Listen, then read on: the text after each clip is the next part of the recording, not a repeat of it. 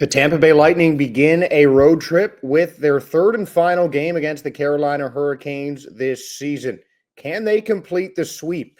The role of a couple of key Lightning players, including one who might be lost to injury for the game, will certainly help determine the outcome of the final game between Carolina and Tampa in 2025.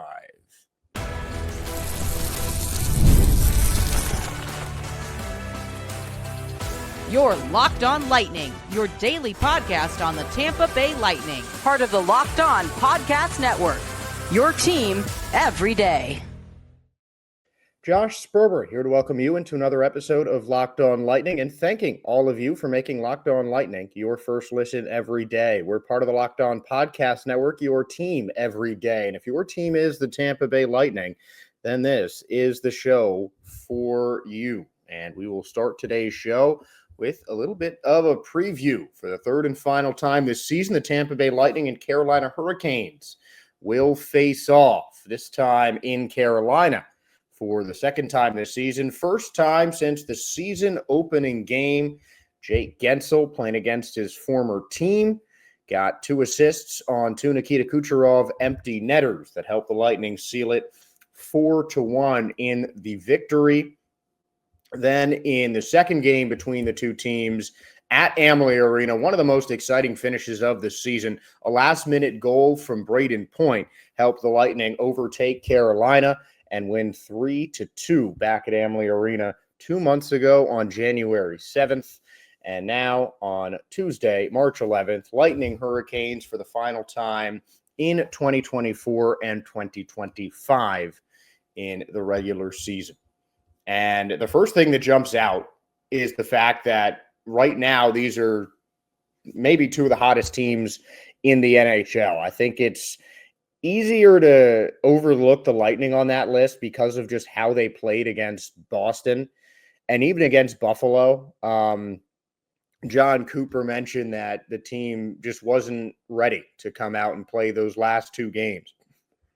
And it showed. The Buffalo game was bailed out by the fact that the Lightning just eviscerated the Sabres on defense, and the Sabres played an even worse defensive game than the Lightning did back at Amalie Arena last week against Boston. I think it's pretty safe to say that that was the worst Lightning game of the season.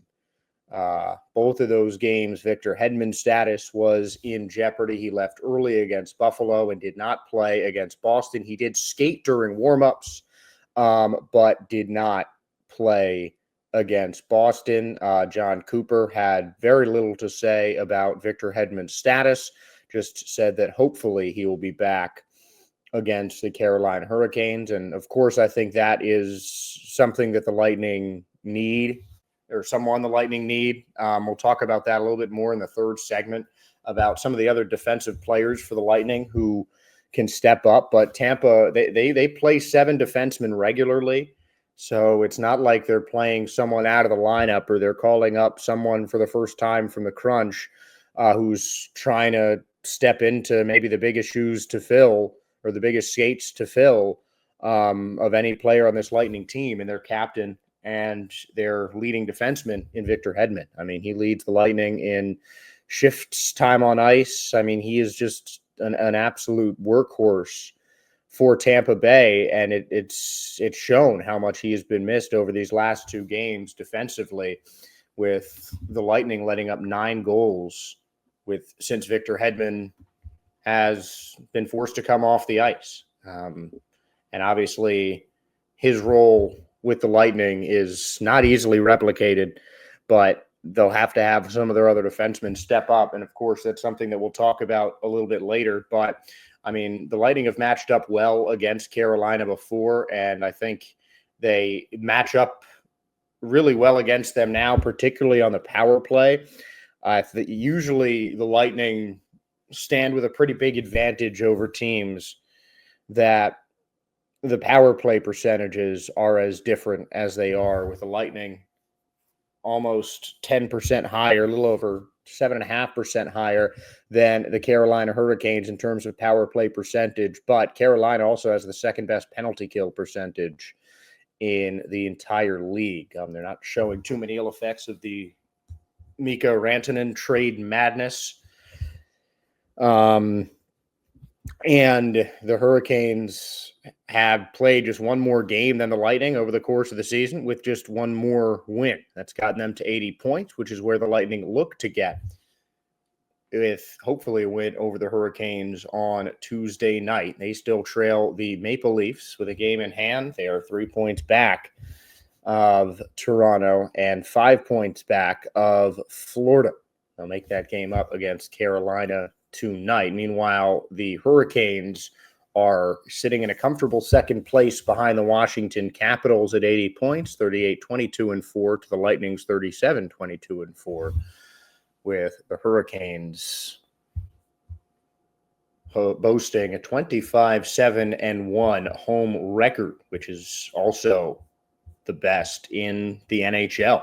There's no NHL team with more home wins than Carolina, and the Lightning are 500, under 500 if you count the overtime losses on the road at 14-2. So these are two of the best home teams going at it, and I don't like to say that the Hurricanes have a bit of an advantage there, but I mean, it's always a home ice advantage if record-wise you are the best home team in the league. So the Lightning have been able to step up against some tough road opponents this year, and they open the season by winning in Carolina. So that, you know that they can get that done as well. But I think the defenders are going to have to step up and play a more active role in the offense.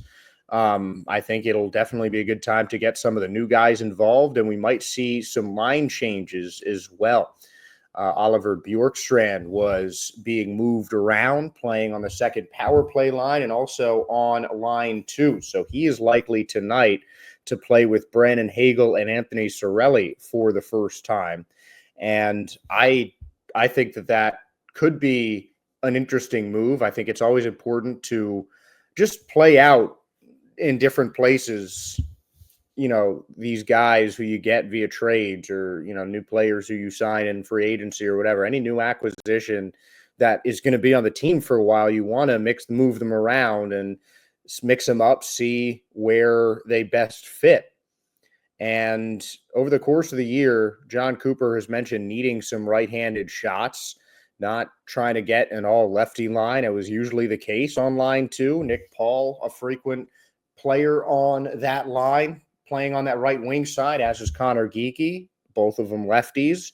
So 2 lefty shots with Hagel and Cirelli, with a righty shot on Bjorkstrand, could make things, could provide a bit more of a balance and help put an attack that does have 2 and 1 on both of the first 2 lines, which have been the Lightning's strong suit. And again, as much as I like Nick Paul up with that second line, up with Hagel and Cirelli, I think they all work really well together. Nick Paul, I think, can play with anyone in this Lightning team. I think he is just that good of a player, and his chemistry can just mesh with anybody. So yeah, I think he's great as a partner with Hagel and Cirelli, but I also think he's a good, solid, stabilizing force on a third line. I mean, we've talked about the Lightning's need for forward depth for most of this year, and they kind of have it now. And before they added Bjorkstrand and Gord, I think they would, sometimes risk playing a lesser winger, and again, not detracting from their skills, but someone that Nick Paul was a top, is skill-wise, has been a top 6 forward for the Lightning over the course of this entire season, especially if you look on points and everything like that. I think part of the reason the Lightning had him on that third line was to have more depth in those bottom 6 lines, not just because that's where Paul naturally went. I mean, naturally he was a top 6 player, but playing on the third line just to get some more skilled players with some of the younger guys on the lower lines. And I think having Paul in that role is still good when there is depth to add players onto the top 6 lines, like moving Bjorkstrand, or even maybe Yanni Gord can move up there. I mean, you don't know. Like, I think Gord will probably stay the third line center, but Nick Paul and Gord on that third line tonight. Bjorkstrand likely to be a bigger factor in the power play. He had 4 goals and 8 assists on the power play in Seattle over the course of this season. And as I mentioned, he will be replacing Nick Paul, where Paul has been on that second line over the last couple games. And some line changes are expected for the first time since Bjorkstrand and Gourde were traded to the Tampa Bay Lightning. We already went over really the main part of that change, which is to elevate the role of Oliver Bjorkstrand with the Tampa Bay Lightning. We'll talk about putting him on the power play and what more he can bring to the table here in Tampa Bay.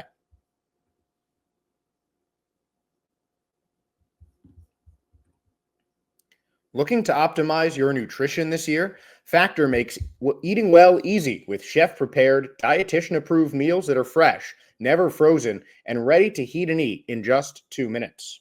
With 40 options across 8 dietary preferences every week, you can customize your meals to fit your lifestyle, whether it's Calorie Smart, Protein Plus, or Keto. Plus, Factor even offers wholesome smoothies, breakfast, and grab-and-go snacks to keep you fueled all day long. I love how Factor takes the stress out of meal planning. I recently tried their Protein Plus meals, and they were packed with flavor and kept me full throughout the day. The convenience is unbeatable. No prep, no mess, just great food in a matter of minutes. So eat smart with Factor.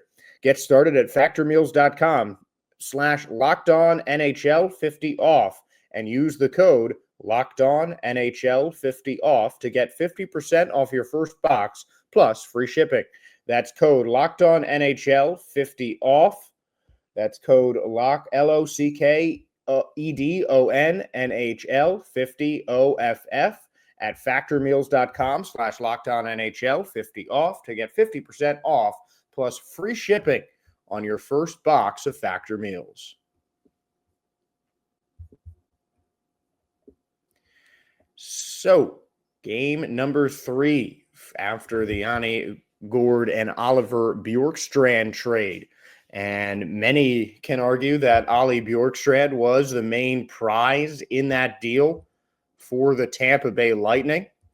He had more points than Gourde did at the point of departure of Seattle. 16 points, 21 assists for a total of 37 in 61 games, with a plus minus of -1 already, with a goal for the Tampa Bay Lightning.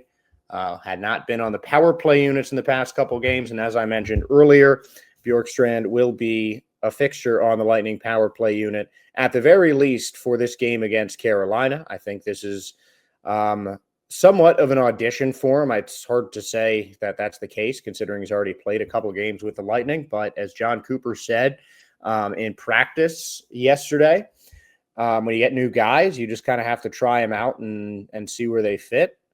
And that is, I think, what's going on with Oliver Bjorkstrand. I think he's going to seem a bit more featured between him and Yanni Gourde at the very least, because Gourde has already played with Tampa Bay for a few years. I mean, he knows the system. You know, he's worked with John Cooper. So I think, and even with a lot of these guys on this team, you know, it's not like the Lightning core has changed all that much since Yanni's last season in 2021. So it's not like the way that he was used with Tampa Bay has to change that dramatically after this trade. I think that makes things easier on John Cooper.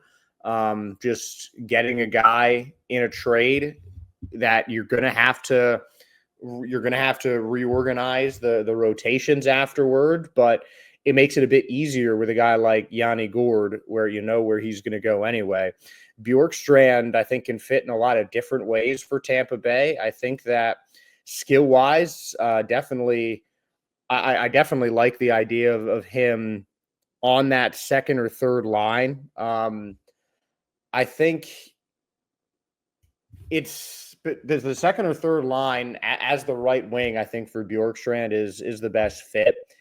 That's been his primary position. You have the stick going to the outside, so some easy protection coming from the right side that I think they like on Bjorkstrand's right-handed shot. I do like the balance that it makes on the first two lines. But I also like Gord and Bjorkstrand, who've been playing together for the last few years. I like having them on the same line as well. I think that the only issue with that is just the lack of balance it creates on shots or on just the side of the shot. And I think the extra balance might find that it is a bit more organized. Putting Bjorkstrand on the line with two other left-handed shots as a righty, and that'll probably leave you with a three lefty line on line three. It's probably going to be Gonzalez, Gord, and Nick Paul.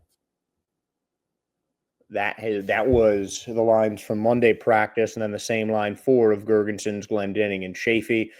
Two right-handed shots and a lefty, and in that, I mean, unless you're going to put Gonzalez on line four to balance everything perfectly, I don't mind that. I think those are pretty well organized lines. I like Chafee on the fourth line, just with the rest of the defensive guys, just to really.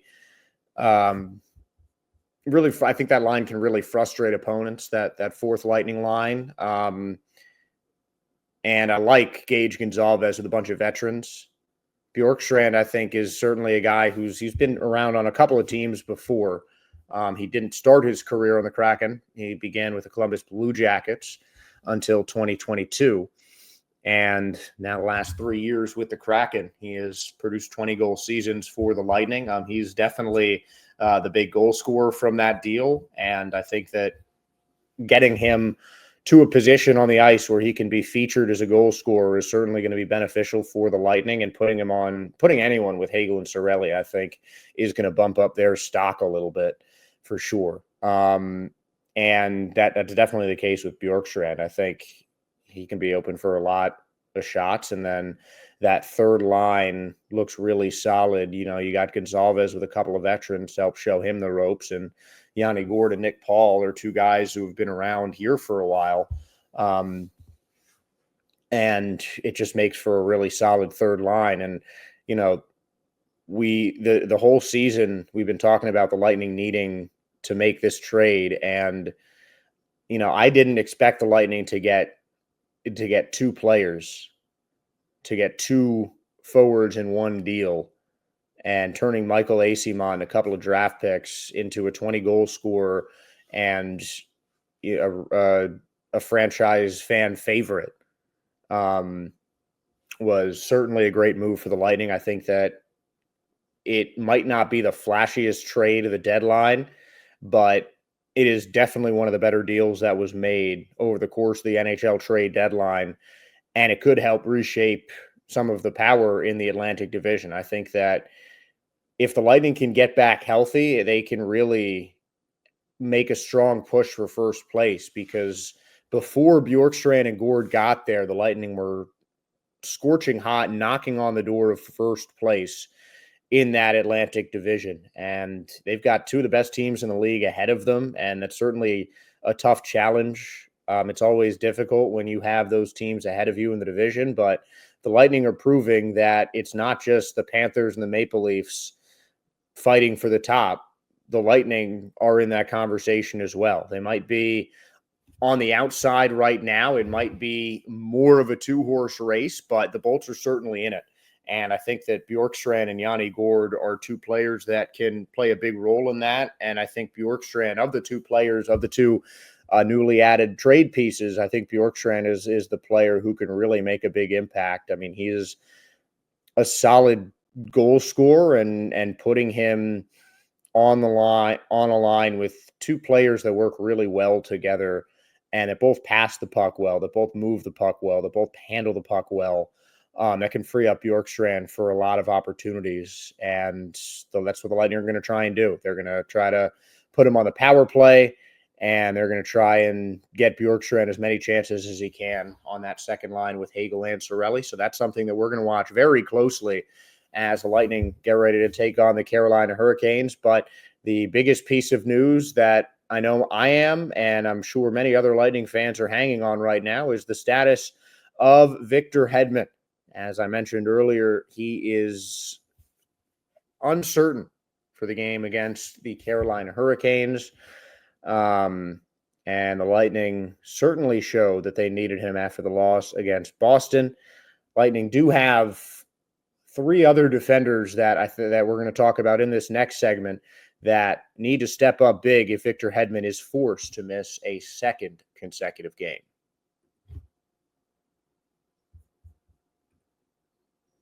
Looking for a snack that's both delicious and nutritious? Crack into a good source of protein with Wonderful Pistachios. Wonderful Pistachios is one of the highest protein nuts. Each 1 ounce serving has 6 grams of protein, giving you over 10% of your daily value. Plus, they're packed with fiber and better for you unsaturated fats to help keep you feeling fuller longer. Personally, I love the no shells variety. It's the perfect grab and go snack for busy days. Whether I'm snacking at my desk, on a road trip, or just need a quick protein boost, they're always my go-to. And if you love cracking open every shell for that satisfying crunch, the in-shell options are a classic favorite. Get snackin' and get crackin' with a snack that packs a protein punch. Visit wonderfulpistachios.com to learn more. That's wonderfulpistachios.com.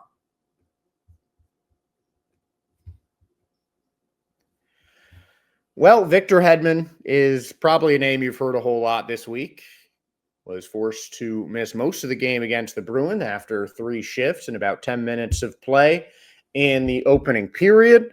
Victor Hedman exited in what ended up being a 6-5 win. You could tell that the defense was a little bit off its mark without Victor Hedman. And in the next game, when Hedman did not play after suiting up and skating around in warmups, he did leave the ice early then and didn't play against Boston. Lightning lost 4-0 in what was their first shutout loss of 2025 and first shutout loss at home in a couple of years.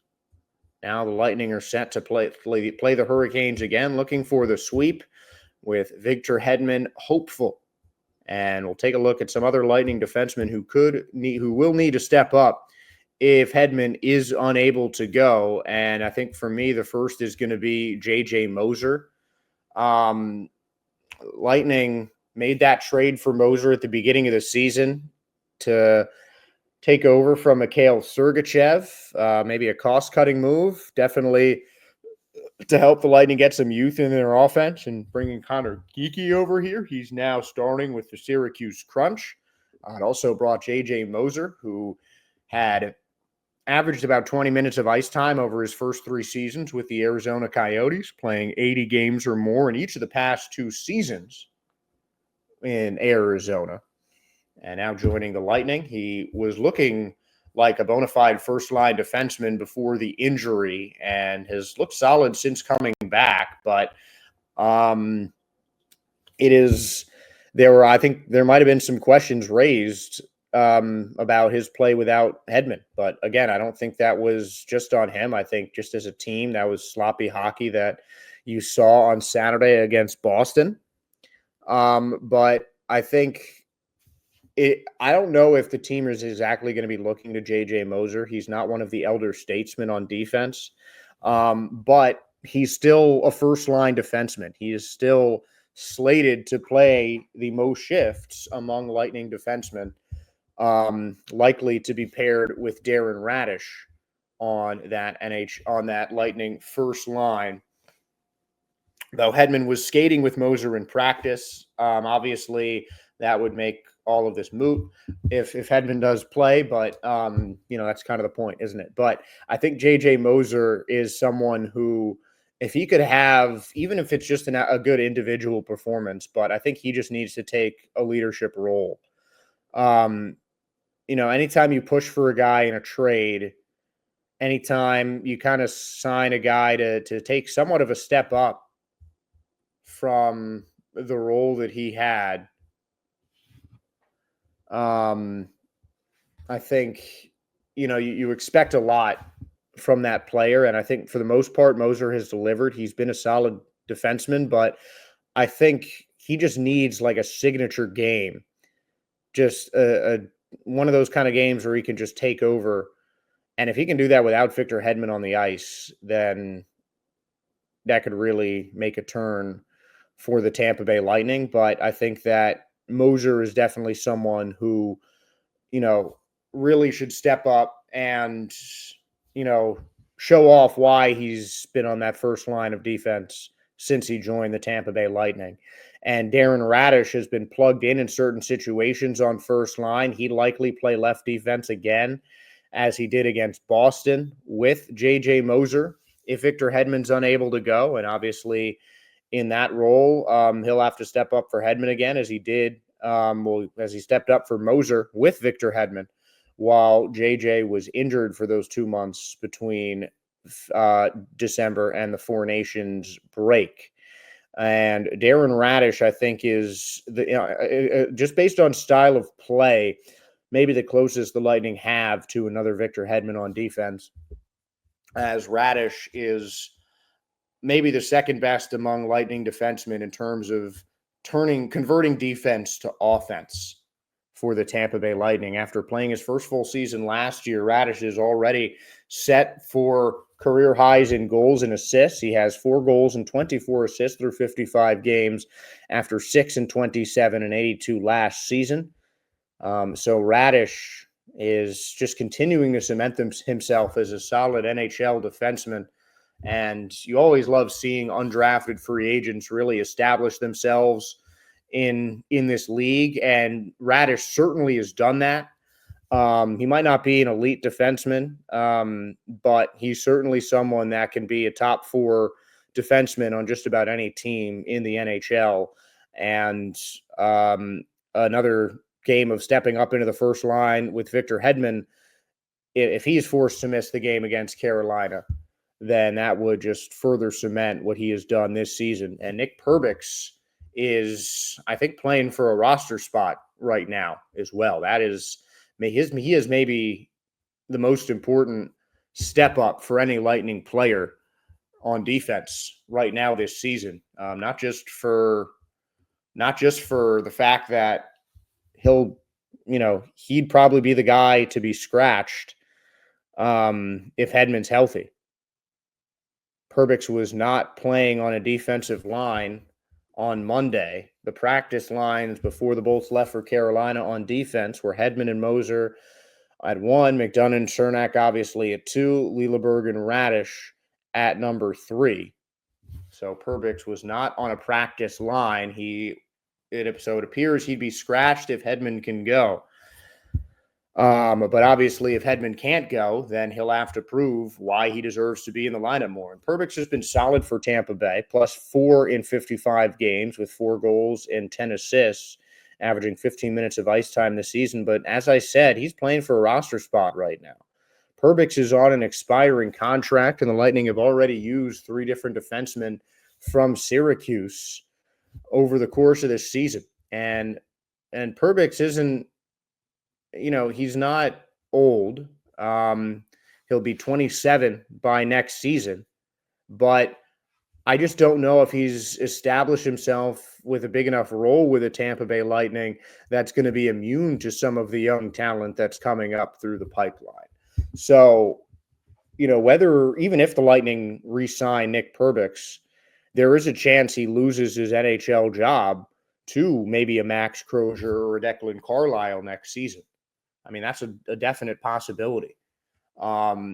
So he's definitely a player that I think if Hedman doesn't play, he needs to step up, not just because he'll be thrown in the lineup after not being on a set line on Monday, but also, I mean, the underlying theme for Nick Perbix, I think, for the rest of the season is keeping his contract and getting a new one from Tampa Bay, because there's enough defensive talent in Syracuse and in the Lightning system that could mean Nick Perbix is going to be out of a job next year. So he is playing to stay on the Tampa Bay Lightning and stay up in the NHL potentially. But I do definitely think Nick Perbix can be an NHL defenseman somewhere. I certainly think that there's just about any team in the league could use him at least on their third line.